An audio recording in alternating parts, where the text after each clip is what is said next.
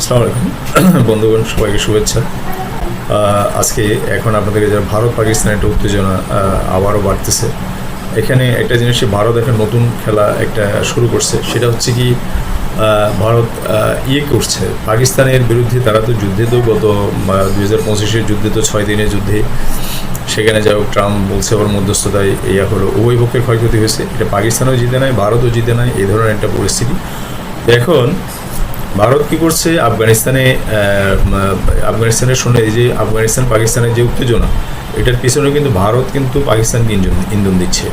আফগানিস্তানকে ইন্ধন দিয়ে আফগানিস্তানকে পাকিস্তানের বিরুদ্ধে লাগাইতে চেষ্টা করতেছে। তাদেরকে বোঝাচ্ছে যে যে তোমরা অনেক আগেই জিততা, যে আমেরিকার সাথে যে যুদ্ধ হয়েছে সেই যুদ্ধে তোমরা অনেক আগেই জিততা। পাকিস্তান আমেরিকাকে তাদের এই লজিস্টিক সাপোর্ট দেওয়ার জন্য, তাদের সব সৈন্য সমস্ত তেল উঠা সিটা আনার জন্য পাকিস্তানের যে ভূমি ব্যবহার করতে দিছে, এতে আমেরিকান সৈন্য কান্দাহারে তাদের যে বেস ছিল সেই বেজে তারা অনেক শক্তিশালী হয়েছে তোমাদের বিরুদ্ধে আক্রমণ, নাহলে তোমরা অনেক আগে জিতে যেতে পারতাম। এটা লেগে ওরাও এটা তালেবান আর কিছু দিছে।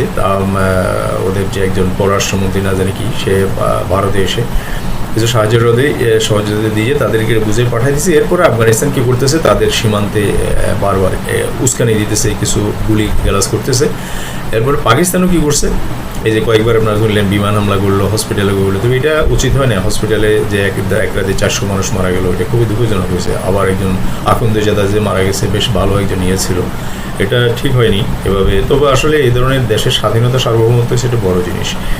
সেটা যদি বিশৃঙ্খলার মধ্যে হয় পরে, তখন পাকিস্তান তো সামরিক দিক দিয়ে বেশ শক্তিশালী আছে। ওদের অর্থনীতি যদিও অনেক দুর্বল, কিন্তু সামরিক দিক দিয়ে শক্তিশালী আছে, সেজন্য তারা এটা করে নেয়, বরদাস্ত করে নেয়। এখন আজকে গতকাল রাতে পাকিস্তানের প্রতিরক্ষা মন্ত্রী খাজা আসিফ সে বলছে পরে প্রয়োজনে আমরা কলকাতায় হামলা করব, কলকাতাকে করে। মানে পশ্চিম দিকের অন্যান্য জায়গায় তো করতেই পারতেছে, অন্যান্য জায়গায় তো তারা হামলা করতেই পারতেছে। দিল্লি, মুম্বাই, গুজরাট, পাঞ্জাব, এগুলিতে পাকিস্তানের বর্ডারের কাছাকাছি, সেখানে করতে পারতেছে।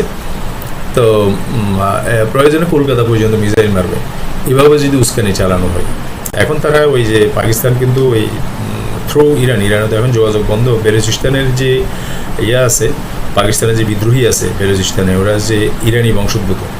তো ইরানের কি একটা প্রদেশ আছে, ওই প্রদেশ সিস্তান, বেলুচিস্তান, ইরানের সিস্তান প্রদেশ। আর এখানে পাকিস্তানে ওই প্রদেশটা দুই ভাগ হয়েছে ভৌগোলিক সীমারেখার কারণে।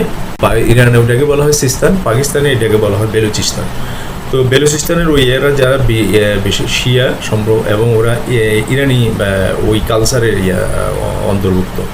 তো তারা এটাকে স্বাধীন চাচ্ছে বা সাহিত্য শাসন চাচ্ছে, পাকিস্তান এটা মেনে নেয়, এটা মানবে না কখনো। এখন হচ্ছে ওখানে উস্কানি দিতেছে। এখন পাকিস্তান বলতেছে এগুলো যদি করা হয় তাহলে আমরা ভারতের কলকাতায়ও আঘাত করব। এবং আরেকটা জিনিস বলে রাখি, এখানে কিন্তু ওই যে কয়েকদিন আগে যে 27 রমজানের দিন যে হামলাটা করলো, হসপিটালে হামলা করছে, 400 মারা গেছে, সেখানে কিন্তু রয়ের পাকিস্তানের কাছে ছিল যে এখানে রয়ের এজেন্ট আছে, রয়ের লোক আছে, ওরা সব মিটিং করতেছে। সাধারণত এই ধরনের গোপন মিটিংগুলো হসপিটাল, তারপরে শিক্ষা প্রতিষ্ঠান, এই ধরনের প্রতিষ্ঠানকে বেছে নেওয়া হয় গোপন মিটিংগুলি করার জন্য। তো সেখানে কিন্তু রয়ের লোকও মারা গেছে কয়েকজন, ঠিক আছে, রয়ের আফগান এজেন্ট, তারপরে আরও সহচর সেখানে রয়ের লোকও মারা গেছে। তো এভাবে উত্তেজনা এসকেলেশন করতেছে বিভিন্ন জায়গায়। আসলে বিশ্ব পরিস্থিতি বর্তমানে খুবই ইয়ের দিকে যাচ্ছে। আর এই যুদ্ধ যদি চলতে থাকে সামনে, এটা আমাদের দেশ তো মারাত্মকভাবে, যেহেতু আমরা পুরো মাত্রায় তেল আমদানি করি, এটা পুরো মাত্রায় হবে। তো এখন বাংলাদেশে এই প্রসঙ্গে একটু বলে রাখি, বাংলাদেশে আমাদের উচিত হবে এখন পাবলিক ট্রান্সপোর্টকে পুরোপুরি প্রমোট করা।